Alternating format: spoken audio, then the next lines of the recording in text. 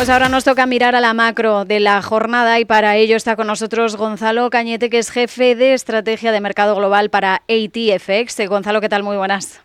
Hola, Lucía, pues aquí encantado de estar con vosotros. Bueno, pues tenemos varios datos de relevancia en Estados Unidos, como ese PCE, también el PIB del primer trimestre, subidas para el PCE y revisión a la baja para el PIB del primer trimestre de Estados Unidos en la segunda estimación. En general, estos datos, ¿qué nos muestran sobre la salud de la economía estadounidense ahora mismo? Bueno, pues lo que nos muestra es el escenario, digamos, más temido que suele tener una economía, que es básicamente que tengamos un crecimiento que es más débil de lo esperado, junto con una inflación que se agudiza. La PC no ha salido tan mala como podría salir. Lo que nos daba miedo, por ejemplo, fue la tasa de inflación IPC de Estados Unidos, que salió la última, 3,8, porque nos muestra una clara tendencia alcista en la tasa de inflación estadounidense, como también lo ha mostrado para el caso de Europa, para el caso de Alemania, para el caso de Canadá durante las últimas semanas. Pero esta PC, la única que ha salido un poco dura, un poco mala, ha sido la PCE subyacente, en torno al 4%, y que teníamos, por ejemplo, al presidente de la Fed, el vicepresidente de la Fed, Williams, que mencionaba que él esperaba que en el corto plazo se pudiese ser un incremento de inflación que pudiese llegar al 4% para Estados Unidos.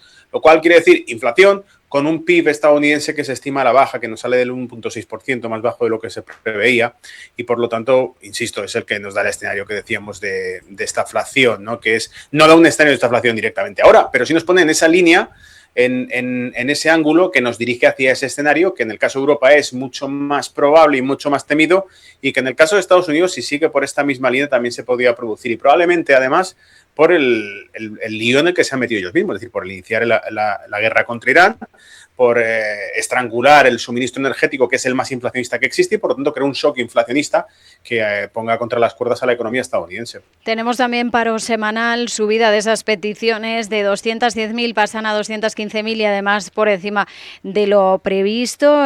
¿Cómo está en este sentido este dato a vigilar? No sé qué es lo que la FED tendría que mirar más de cerca: empleo, inflación, consumo, todo en su conjunto. Claro, todo eso en conjunto. Tienen que mantener un balance dedicado en todo esto. Lo que están haciendo hasta ahora es menospreciar los datos de empleo, con una excusa muy oportuna, que además puede tener hasta su razón, que con el paso de los años será cuando podamos evaluarlo y formará parte de libros de macroeconomía donde lo incluirán en un capítulo, que es el factor de inteligencia artificial dentro del mercado laboral y cómo reestructura ese mercado laboral. Vamos probablemente hacia un futuro distinto, es como el e-commerce y la aparición de Internet, y en este caso la aplicación de la inteligencia artificial al mercado laboral, no solamente a la vía profesional, al trabajo de oficina, sino incluso al trabajo manual, como estamos viendo, por ejemplo, con el proyecto de robotaxi de Elon Musk, ¿no? Que es básicamente el Self-Driving Systems, y que en San Francisco pilles directamente un automóvil para llevarte de un punto a otro sin que haya ningún conductor ahí. Bueno, pues ahí no hay fuerza laboral. ¿Qué ocurre? Que todo esto significa que va a hacer falta menos gente y por eso probablemente lo que se espera, y la FED de momento lo que dice es tranquilos, es que aumente la tasa de paro en Estados Unidos. Creo que la política migratoria de Trump lo que perseguía era reducir el impacto de esto, precisamente echando gente fuera de Estados Unidos. Es decir, si hubiese más gente en Estados Unidos, más gente demandaría empleo. Cuanta más echemos, más reducimos la fuerza laboral, la población activa y, por lo tanto, mejoramos o maquillamos los datos de paro. Pero, insisto, la Reserva Federal lo que está diciendo es que no tiene un impacto significativo porque lo que están asumiendo es que, bueno, si de cada 4 empleados, 3 son despedidos, 1 se queda y con la inteligencia artificial puede producir lo que producirían 2, 3, 4, incluso 5, pues al final resulta que después de un periodo, a lo mejor hasta no solamente no se controla la producción de bienes y servicios, sino que incluso puede que hasta que se incremente. ¿Y eso qué significa? Un aumento de la productividad pese al aumento de la tasa de paro. En definitiva, lo que van a decirnos los banqueros centrales es que hay que esperar a ver cómo este elemento de innovación se va adaptando a la economía estadounidense. Pues justamente por la FED te quería preguntar, con las cifras que hemos conocido y con todo el acumulado que ya venimos teniendo, con ese conflicto que parece que se enquista, porque todas las semanas tenemos avances en las negociaciones, avances, porque luego la Casa Blanca sale a decir que eso no es así. ¿Qué esperar de la Reserva Federal en próximas reuniones con la recién iniciada era de Kevin Warsh? Bueno, Kevin Warsh aparentemente tiene ases en la manga, ha hablado de ciertas políticas de reversal twist para el mercado de bonos, alega que no hace falta tocar los tipos de interés para contener la inflación. Todo esto va a tener tiempo de ponerlo en práctica, yo creo.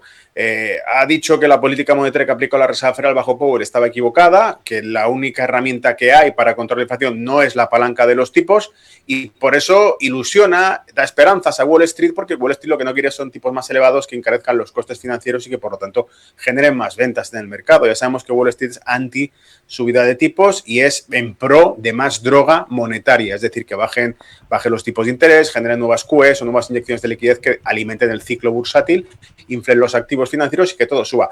Ahora bien, de momento lo que sabemos, tanto hoy por las palabras de William de hace un rato, como las de ayer que teníamos de Cook, de Williams y también de Cascaris, todos están haciendo referencia a los temores a una inflación. Por lo tanto, todos están siendo precavidos, ninguno está atreviéndose a decir que no pasa nada y todos están optando por la vía más conservadora de decir, bueno, si hay inflación tendremos que ver qué medidas tomamos, etcétera. Kevin Warsh, insisto, su estrategia sería que consiga contener la inflación vía mercado de bonos, vía balance de la Reserva Federal sin tocar los tipos. Ojalá que sea así, porque solo un recordatorio para la audiencia, las hipotecas están al 6,30% en Estados Unidos, las hipotecas de 30 años, y esto ya causa daño en el tejido económico real, que son las familias, las empresas que también pagan el crédito, etcétera. Esto sí que es lo que puede afectar a la economía real de Estados Unidos. Y el Banco Central Europeo, por cierto, que Christine Lagarde ha reclamado que hay que mantener la independencia de los bancos centrales en un entorno más exigente. Esto pues da un poco que pensar, que ya se adelanta, que van a tomar decisiones que quizás no gusten demasiado en según qué círculos. Tenemos reunión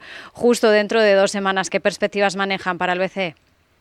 Bueno, pues la misma que la Reserva Federal, pero incluso por adelantado. Es decir, el Banco Central Europeo recortó tipos más que la Reserva Federal, por lo tanto ha ido más allá. Si se produjese inflación, no nos olvidemos que la inflación, ese incremento de precios en general, si supera los tipos de interés, lo que convierte es a los tipos de interés reales en negativos. Es decir, por ejemplo, si tenemos una inflación del 3% con un tipo de interés del 2,15, que es el que tiene Europa ahora mismo, significa que el rendimiento del dinero está en torno al 0,2, 0,20 y pico por ciento en las cuentas de los ahorradores en negativo. Es decir, que acaba consumiendo. Da igual que nos estén pagando un 2,15% por el depósito, si la inflación está por encima de eso y nuestros ahorros han perdido fuerza al cabo de un año, han perdido valor y poder adquisitivo. Tipos de interés reales negativos. Esto es lo que teme el Banco Central Europeo, porque el Banco Central Europeo fue más allá que la Fed en recorte de tipos, sus intereses referenciales están por debajo y es el que en todo caso tendría mayor presión para subir los tipos de interés si la inflación empieza a pronunciarse. Sumémosle a esto que Europa es mucho más sensible que Estados Unidos a lo que está ocurriendo en Oriente Medio, en las rutas de exportación, la mayor del mundo de energía, petróleo. El petróleo es el activo más inflacionista. Los mayores importadores de energía por esta ruta son Asia y Europa. Y Europa además ha destruido sus reservas y su tejido, su industria energética, por decirlo así. Alemania vuelve a las centrales nucleares y todo tipo de opciones con las agendas verdes. Y por lo tanto nuestra única opción es comprar combustible fuera. Estados Unidos todavía, si se enfrenta a este escenario, podría utilizar la producción que tiene para el mercado interno y contener la inflación en un caso de emergencia. Pero Europa no tiene esa opción. Por tanto, el BCE tiene que optar por subida de tipos si se pone complicada la cosa. Pues con esas ideas nos quedamos. Gonzalo Cañeto desde ATFX. Gracias por estar un día más en Mercado Abierto en Capital Radio. Hasta la próxima. A vosotros un abrazo.